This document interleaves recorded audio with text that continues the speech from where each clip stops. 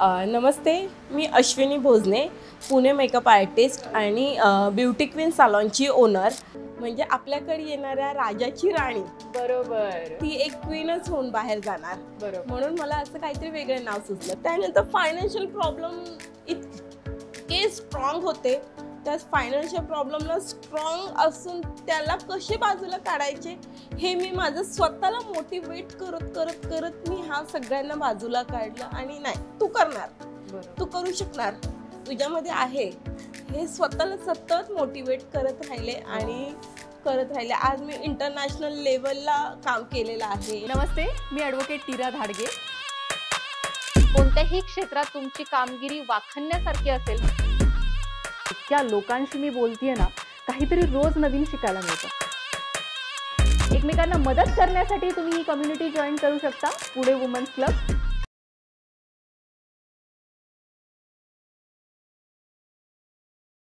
नमस्कार, मी ॲडव्होकेट नीरा धाडगे तुमचं सहर्ष स्वागत करत आहे पॉडकास्ट विथ नीरामध्ये. ब्युटी इंडस्ट्रीतल्या खूप लोकांना आजपर्यंत आपण भेटलो आहोत आणि वेगळ्या वेगळ्या क्षेत्रात नाही पाहिजेत मला परत.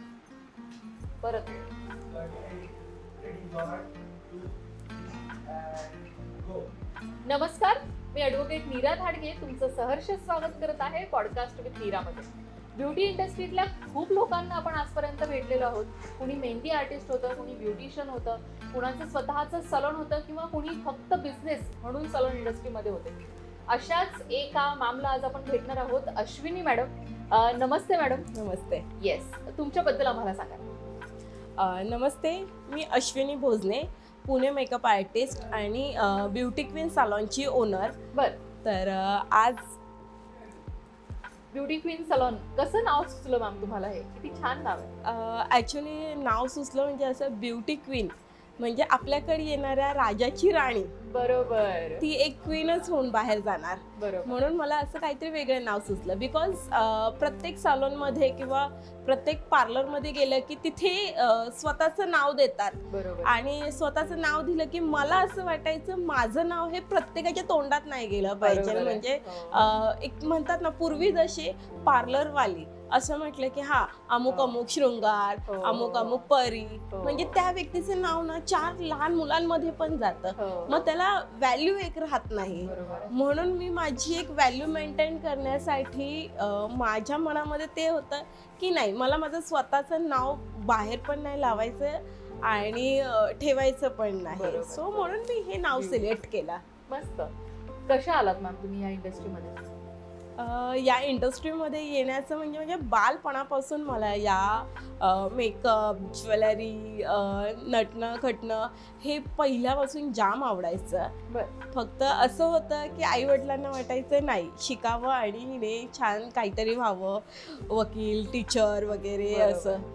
बट मला त्यात कल नव्हता. मला ब्युटी इंडस्ट्रीमध्ये होता मेकअप, ग्लॅमर, छान छान आवरणं, दुसऱ्यांच्या लग्नामध्ये असेल तर मेहंद्या वगैरे काढणं वगैरे हे असं. बट असं काही झालं की माझं लव्ह मॅरेज झालं. त्यानंतर मी माझ्या मिस्टरांकडे आल्यानंतर फायनान्शियल प्रॉब्लेम खूप सारे आले आणि मनामध्ये हे स्वप्न पहिल्यापासून होतंच, पण दुसरं काही शिकायचं त्यावेळेस प्रॉब्लेम फायनान्शियल असल्यामुळे करू नाही शकलो. मग म्हटलं चला, आपल्याकडे जी कला आहे त्यातच आपण कंटिन्यू करावं. म्हणून मग मी पार्लरचे छोटे छोटे क्लासेस केले वगैरे आणि त्यातनंच नंतर क्लास करत नंतर मी एक्सपिरियन्स घेण्यासाठी खूप छान छान सॅलॉनमध्ये जॉब्स केले वगैरे. आणि जॉब करता मला काही अप्स अँड डाऊन इतके वाईट आले की नंतर म्हटलं नाही, एक स्टेजला थांबले. म्हटलं आता नाही होऊ शकत, आपण एवढ्या वाईट प्रसंगातनं गेलोय, आता आपण स्ट्रॉंग झालं पाहिजे आणि स्वतःचा पाऊल उचलला पाहिजे. बट काय झालं होतं मॅम? असं काही झालेल्या गोष्टी की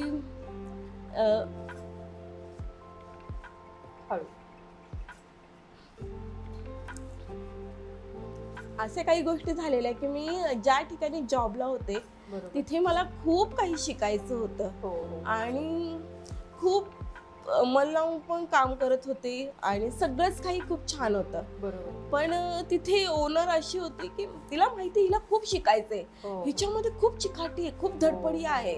पण ती ओनर माझ्याकडनं ना सगळ्या गोष्टी लपवून ठेवायची.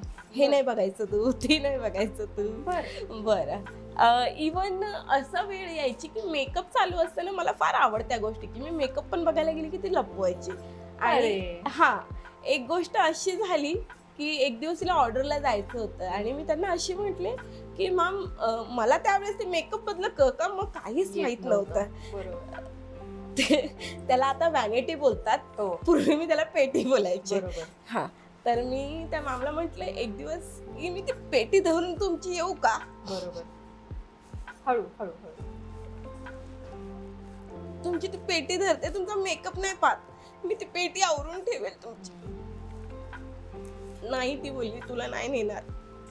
तो दिवस माझ्या मनाला इतका त्रासदायक झाला की मी त्यावेळेस डिसिजन घेतला की मी इतके मोठ्या क्लासेस करेल, इतके मोठे क्लासेस करेल की एक वेळ होईल की तुम्ही माझ्याकडे शिकायला येता. आणि ते सत्य झालं. अरे बापरे. आणि ते सत्य झालं ज्या व्यक्तीला श्वास घ्या. आणि ते सत्य झालं. एक वेळ अशी आली की आज माझ्याकडे ती व्यक्ती शिकायला आली की जी त्यावेळेस मला ती पेटी धरून देत नव्हती. आज माझ्याकडे इतके मेकअपचे प्रोडक्ट्स आहेत, सगळे इंटरनॅशनल, आउट ऑफ इंटरनॅशनलचे ब्रँडचे प्रोडक्ट्स आहेत. अख्खी माझ्याकडे कबड भरून प्रोडक्ट्स आहेत. तर अशा सिच्युएशन मधनं मी स्वतःला बाहेर काढलं. त्यानंतर फायनान्शियल प्रॉब्लेम इतके स्ट्रॉंग होते, त्या फायनान्शियल प्रॉब्लेमला स्ट्रॉंग असून त्याला कसे बाजूला काढायचे हे मी माझं स्वतःला मोटिवेट करत करत करत मी हा सगळ्यांना बाजूला काढलं. आणि नाही, तू करणार, तू करू शकणार, तुझ्यामध्ये आहे, हे स्वतःला सतत मोटिवेट करत राहिले आणि करत राहिले. आज मी इंटरनॅशनल लेवलला काम केलेलं आहे, इंटरनॅशनल लेवलचे क्लासेस केलेले आहेत. दुबईला जाऊन मी स्वतः क्लासेस केलेले आहेत. हा, आणि आज माझी अकॅडमी खूप छान लेवलला आहे. माझ्याकडे कंटिन्यू स्टुडंट शिकायला येतात, लांबून बाहेर गावून. आणि मला माझा स्वतःचा प्राऊड फील होतो. कोणी करो ना करो, पण मला माझा स्वतःचा फार अभिमान आहे. कारण की जी व्यक्तीला शून्यातनं मी स्वतः उभी राहिले की एक मैत्रीण सुद्धा नव्हती की त्यावेळेस मला म्हणेल की हा तू हे कर. मला अशी लोक नेहमी लाईफ मध्ये भेटली की ती माझे पायच खेचणारी. आणि माझं म्हणजे माझ्यापासून त्यांना किती फायदा होईल हे मला जास्त अनुभवलं. म्हणजे माझ्या लाईफ मध्ये मी जास्त लोकांना असंच पाहिलं की हे माझा फायदा घेत आहेत आणि मला खाली खेचतायत. पण ह्यातनं मी सगळ्यातनं बाहेर आले. आज मी स्वतःचं घर देखील घेतलं, स्वतःची गाडी देखील आहे. हा, म्हणजे मी माझ्या ह्याच्यावरती खूप काही मिळवलं. मला फार या गोष्टीचा अभिमान आहे. तुम्हाला नाही, आम्हाला सगळ्यांना तुमच्या ह्या गोष्टीचा खूप अभिमान आहे. सिच्युएशन्स अशा येत जातात ना की ज्याच्यातनं आपण शिकत जातो. आणि छोटीशी गोष्ट होती, म्हणजे त्यांनी तुम्हाला पेटी उचलून दिली, पण तिथे तुमचा कुठेतरी स्वाभिमान दुखावला गेला आणि तिथून तुम्ही तुमच्या स्वतःच्या प्रवासाची सुरुवात केली. इतके सारे कोर्सेस कंप्लीट केले, एवढं सगळं केलं आणि आता आय गेस अकॅडमी पण तुम्ही रन करता. किती स्टुडंट्स आतापर्यंत तुम्ही शिकवला? जवळजवळ मी 1000पेक्षा जास्त स्टुडंटला शिकवलेलं आहे. मी 2017 पासून क्लासेस घेते. बापरे. हा, फक्त मला आता ते सोशल मीडिया वगैरे हे जेव्हा लॉकडाऊनच्या नंतर याच्यात मी पडले की हा नाही, हे शो ऑफ केलं पाहिजे, ह्याच्यामुळे होते. पण त्याआधी फक्त कामामागे पळायचे, फक्त काम एके काम, बस. त्या कामाशिवाय दुसरं काहीच नाही माहिती. इंटरनॅशनल हेअर सर्टिफिकेटचा एक्सपिरियन्स कसा होता? तो तर फार लाजवाब होता.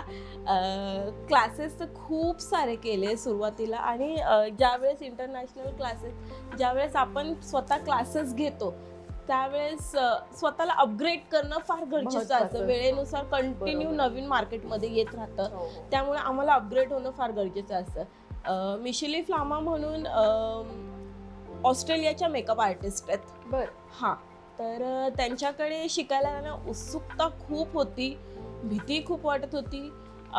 एवढी फी अरेंज करणंही जमत नव्हतं. पण नाही, कुठेतरी मनामध्ये होतं करायचंय काही का होईना. जवळजवळ 2 दिवसाच्या क्लासची फी मी 75,000 भरली, फक्त 2 दिवसाच्या क्लासची. बापरे. 75,000 आणि हॉटेलमध्ये राहायचा तो वेगळा खर्च, म्हणजे टोटली म्हणजे 1.5 लाख रुपये गेले 2-3 दिवसामध्ये. बरोबर. हा, पण नाही म्हटलं मला ते भेटणार. माझ्यामध्ये मी स्वतःला एवढी मोटिवेट करते की मला 4 लोक बोलतात की नाही नाही काय करणार, काय गरज आहे या गोष्टीची, बरोबर. कशाला करायला हवंय. पण होत यामध्ये मी खूप मुरलेली आहे. मला माझ्या कामावरती खूप प्रेम आहे गेलं. असं. आणि विश्वास आहे. नाही, मी करणार, त्याच्यापेक्षा तिप्पट कमावणार. बरोबर. ते होत होत गेलं. गेलं. मस्त. कामाची चिकाटी असली आणि जिद्द असली की आपण कोणतीही गोष्ट पार करतो. आणि तुमच्या गोष्टीमधनं आम्हाला हेच शिकायला मिळतं की किती पण सिच्युएशन आली, कोणती पण गोष्ट असेल, तुम्ही स्वतःचं एज्युकेशन करत राहा. स्वतः जेव्हा तुम्ही पायावर उभं राहाल तेव्हा खूप गोष्टी तुम्हाला स्वतःच्या स्वतः कळत जातात. आणि एक अजून एक गोष्ट मला तुमची खूप आवडली की जे काम आपण करतोय त्याच्यामध्ये अपग्रेड होणं नेहमीच गरजेचं असतं. कुठल्याही लेवलवर असाल तुम्ही तरी तिथून पुढे काय हे नक्की बघितलं पाहिजे. Thank you so much ma'am. आणि अजून एक असं मला म्हणायचंय, ज्या वेळेस मी माझी ग्रो हळूहळू व्हायला लागली त्यानंतर मला एक अचानक म्हणतो ना की जादूची छडी जशी काय फिरली, मला एक ऑपॉर्च्युनिटी अशी आली की वैशाली सावंतचा मेकअप करायचा होता. बरं. हां, तर माझी एक फ्रेंड आहे, तिचे भाऊ आहेत, त्यांनी जे मूकबधीर मुलं आहेत, अंध मुलं आहेत, त्यांचे सिंगिंग कॉम्पिटिशन होते आणि त्यामध्ये त्यांनी मला ही ऑपॉर्च्युनिटी दिली होती, तुम्ही करणार का मेकअप सेलिब्रिटीचा. तर मला काय माहित नव्हतं सेलिब्रिटीचा मेकअप. मी म्हटलं कोण असणार सेलिब्रिटी, मला वाटलं असेल आपली मराठी सिरियल मधल्या त्या येतात आपल्या कुठे पण, म्हणून म्हटलं हा ठीक आहे करेल. पण त्यात पण मला आनंद, सेलिब्रिटी म्हटलं कोणी काय असेल ना, तो आनंद होता. पण मला माहित नव्हतं एवढी मोठी सिंगर असेल आपल्याला मेकअपसाठी. तर प्रत्यक्षात जेव्हा मी रूम मध्ये गेले त्यांच्या आणि मी तेव्हा म्हणजे ती ऑपॉर्च्युनिटी मला तर आलीच, पण मी म्हटले नाही, माझ्याकडे शिकणाऱ्या जेवढ्या पण मुली आहे सर्वांना घेऊन गेले तिथे. हा आनंद मी स्वतःच नाही, ते माझ्या मुलींना पण दिला. ते आयुष्यभर आठवण ठेवतात की हा आम्ही यांचा मेकअप करताना पाहिला म्हणून. बरोबर. हा, तर माझ्यासाठी तो अविस्मरणीय क्षण आहे की वैशाली मॅमचा मी खूप जवळून मेकअप केला, त्यांना इतका छान आवडला. त्यांच्या मॅनेजरकडे माझा नंबर आहे. आणि हे सिंगर माहिती तुम्हाला, मेरे रश के कमर, ते सॉन्ग गायलेले. हा, ते 2 सिंगर आहेत, त्यांची देखील मेकअप केलेले त्यावेळेस. मस्त. हा, खूप छान मॅम. आज तुम्ही इथे आलात आणि आम्हाला एवढं सगळं सांगितलं. आणि एक बॅड टीचर जसं आपल्याला मागे खेचतो तसा एक गुड टीचर आपल्याला कुठपर्यंत घेऊन जातो हे पण तुम्ही आम्हाला सांगितलं. हो, मी हेच प्रयत्न जास्तीत जास्त करते, कारण मला जे वाईट अनुभव आलेले आहेत त्यातनं मला माझ्या आत्ताचे जे स्टुडंट आहेत मला त्यांना नाही आणून द्यायचे. ते ज्या गोष्टी म्हणजे आपण मनातनं पाहिलेल्या त्या की त्या सिच्युएशनला काय फील होतं, बरोबर, त्यातनंच मी शिकलेली आहे. थँक्यू सो मच आज इथे आल्याबद्दल. थँक्यू.